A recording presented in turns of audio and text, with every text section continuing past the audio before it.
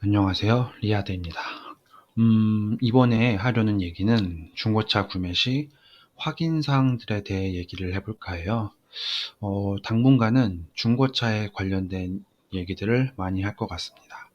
어느 정도 중고차에 대한 파트를 끝내고 나서 정비라던가 여러 가지 얘기들을 해볼까 합니다. 자, 그럼 중고차를 구매할 때 어떠한 부분들을 신경 써야 되는지 얘기를 해볼게요. 첫 번째, 사고차는 구매하지 말자. 사고차 같은 경우는 다들 아마 꺼려 하실 거예요. 나중에 되팔 때도 굉장히 번거롭고 가격적인 면에서도 손해를 봐야 팔 수 있거든요. 물론 사고차라 이제 가격적으로 메리트 있게 사오셨겠지만 중고차는 살 때는 수리 부위가 단순 교환이지만 팔 때는 단순 교환이 아닙니다. 딜러분들이 굉장히 후려치거든요. 요즘은 정보가 잘 나와 있어서 중고차 어플 보시면 이제 이 차의 사고 수리 내역도 나오고 여러 가지 방법들로 사고 이력 등을 조회할 수 있기 때문에 사고 이력은 기본적으로 조회를 해 보셔야 되고요. 근데 수리를 현금으로 했다던가 딜러분들이 실수로 누락했을 경우에는 조회가 안 됩니다. 그렇기 때문에 차를 직접 봤을 때 확인 가능한 방법들을 다음 영상에서 한번 설명드려 볼까 하고요. 무엇보다 앞엔더 앞쪽에 있는 차체의 프레임이 먹었다면 엔진을 내리는 경우도 있고 엔진 쪽도 손상이 갔을 확률이 있습니다.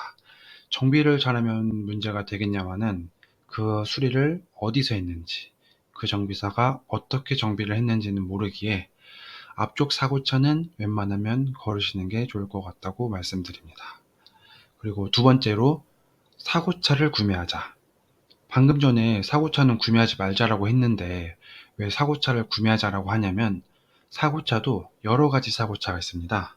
뭐 되파차, 앞방, 옆방, 뒷방이라고 말하는데 방금 전에 대략 이유를 말씀드렸지만 앞방 같은 경우는 프레임 교체라던가 라디에이터까지 교체한 이력이 있다면 이런 차들은 좀 거르시는 게 좋은데 어, 무엇보다 차를 되팔 때 딜러분들이 가격 엄청 깎아요. 그런데 뒷방 사고차의 경우는 내가 이 차를 폐차할 때까지 탈 거다. 아니면 뭐 5년 이상 타다가 자녀 또는 형제나 친구에게 넘길 거다라고 하시면 가격적으로 엄청난 메리트가 있기에 충분히 살만하고요. 차가 뒷방을 먹은 차들은 기능적으로 큰 손해보는 게 없어요. 진짜 많이 먹어서 막 차가 반토막이 됐다가 살려놔도 뭐 그냥저냥 탈만합니다. 가격은 동일 모델에 비해서 몇백만 원, 차 가격에 따라서 뭐 한 수천만 원 이상도 저렴하고 그렇습니다. 세 번째로는 타이어 및 휠을 확인하기. 타이어는 우선 마모가 많이 되어 있다 또는 타이어 옆면이 깊이 1cm 가까이 패여 있다던가 하시면 타이어를 새 걸로 교체해 달라고 하시면 좋습니다.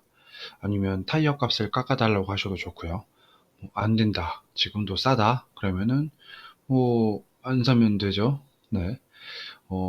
2, 30% 이하로 남아 있다면 교체나 내고를 요청하시고 그 이상으로 남아 있다면 자율로 하셔야 되는데 중고차 값을 깎는 방법은 다음에 한번 설명드려 보고요.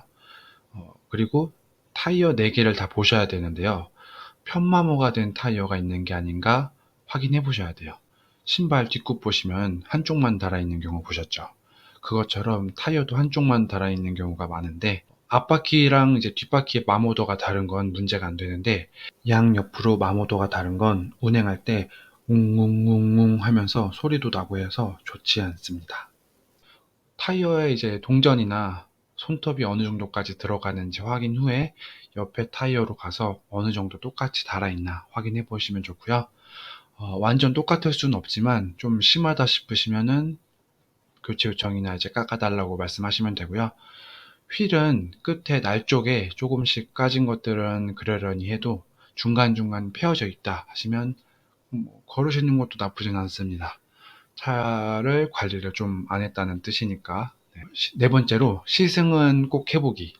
시승을 한다고 하면 일일 보험을 들고 타는 경우도 있고 딜러분 재량으로 사고 내시면 안 된다. 신신당부하시고 시켜주는 경우가 있는데 사고 나면 현금 박치기를 해야 되기도 하고 아니면 구매를 해야 되니까 운전 자신이 없으시면 그냥 시켜준다고 하셔도 보험비를 내고 타시면 좋을 것 같아요. 그리고 시승을 할 때 풀악셀을 한번 밟는다고 이제 말을 한번 하고 악셀을 한번 훅 밟아보셔도 좋은데, 근데 이게 차별로 토크가 달라서 밟았더니 핸들 제어가 안 돼가지고 사고가 날 수도 있으니까 주의를 한번 잘 살펴보시고, 기본적으로 성능이 좋은 차면 재량껏 밟아주셔야 됩니다. 운전 실력이 좀 되시면 이제 거칠게 운전해 보셔야 차가 문제가 있는지 없는지 조금은 확인이 되거든요. 시동 켜고 적당히 달릴 때는 별 문제 없었는데, 엔진 미션에 과부하를 좀 걸어주면 어디서 이상한 안 들리던 소리가 들린다거나 그런 경우가 좀 있거든요. 그리고 2, 30km 정도 정체가 되는 느낌으로 섰다가 갔다가 해주시면, 하체 쪽에 구동계에 문제가 있다면 예민하신 분들은 조금은 알아차릴 수 있을 거예요. 요즘은 중고차 성능 보증으로 인해 한 몇 킬로 아니면 몇 개월까지 엔진 미션 등등 여러 부품들을 보증을 해주기 때문에 굳이 거칠게 확인을 안 하셔도 되긴 하지만, 기본적으로 시승은 하시는 게 좋습니다.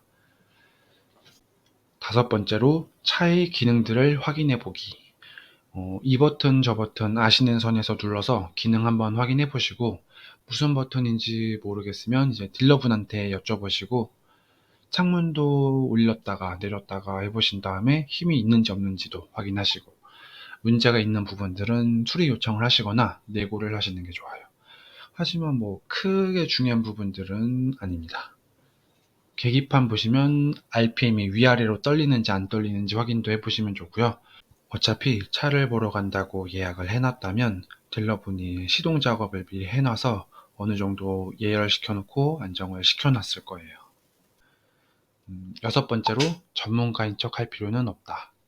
엔진룸 열어가지고 이 뚜껑 열어보고 저 뚜껑 열어보고 이것 빼보고 저것 빼보고 굳이 그러실 필요 없이 엔진룸 내 후레쉬를 비춰서 한번 보시면 좋은데, 이게 차마다 엔진룸의 공간이 달라서 그냥 적당히 보이는 곳에 오일이 새어있진 않은지 정도만 보시면 좋고, 소리가 일정한지 특이한 소리가 나진 않는지 들어보셔도 되긴 하는데, 소리로 알아채는 건 사실 조금 어렵습니다. 네. 그래서 혹시나 차량을 구매하시면 중고차 성능 점검을 한번 받아보시고, 문제 있는 부분은 성능 보험으로 고치시면 되니까. 근데 제가 중고차를 저번에 구매한 다음에 직접 검수해서 한 번 더 디테일하게 검사 받으려고 비싼 곳을 가서 점검을 받았는데, 차가 완전 깨끗하다고 하시는 거예요. 그래가지고 제가 문제 있는 곳을 짚어주니까 그때서야 이제 돈을 안 받는다고 그러긴 하더라고요. 이 부분에 대해선 어디를 어떻게 점검하는 게 좋은지 직접 점검하는 방법도 한번 올려보도록 할 거고요. 일곱 번째로, 소유주가 몇 번 변경되었던 차인지 확인해 보기. 소유자 변경이 너무 많은 차는 피하는 게 좋은데, 왜 그러냐면, 차를 샀는데 문제가 있어요, 차에. 근데 환불도 안 돼. 수리비는 비싸.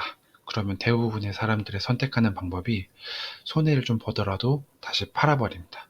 물론 안 그런 경우도 많긴 한데, 이런 경우도 있기 때문에 소유자 변경 이력이 너무 많은 차는 조심하자를 끝으로 이번 영상 마무리를 해보고요. 다음 영상은 사고 수리를 했는지 안 했는지 어느 정도 확인이 가능한 방법들을 알려드리고, 이번 영상이 좀 길었던 것처럼 아까 말씀드린 어디를 어떻게 점검하는지 좋은지까지 한 번에 설명드리면 좀 길어질 수 있기 때문에 그것도 최대한 빨리 올려보도록 하겠습니다. 네, 좋은 하루 되세요.